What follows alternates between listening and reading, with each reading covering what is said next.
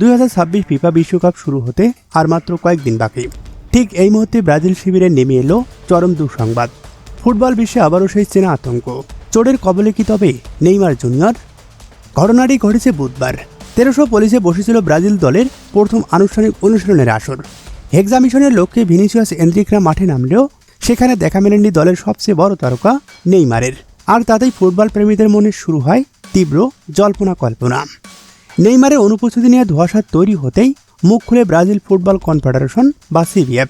এক অফিসিয়াল বিবৃতিতে তারা জানায়, বুধবার বিকালে অনুশীলনে অংশ নেননি নেইমার জুনিয়র। অতিরিক্ত কিছু মেডিকেল পরীক্ষা নিরীক্ষার জন্য তাকে স্থানীয় একটি ক্লিনিকে ভর্তি করা হয়েছে। তবে সিবিএফ বিষয়টিকে অতিরিক্ত পরীক্ষা বললেও বিশ্বকাপের আগ মুহূর্তে হাসপাতাল বা ক্লিনিক শব্দটাই ব্রাজিল সমর্থকদের জন্য এক বড় দুশ্চিন্তার কারণ। তবে কি এই বিশ্বকাপে ভাগ্য সহায় হচ্ছে না নেইমার জুনিয়রের, নাকি শুধুই সতর্কতা অবলম্বন করছে সেলেসাউরা?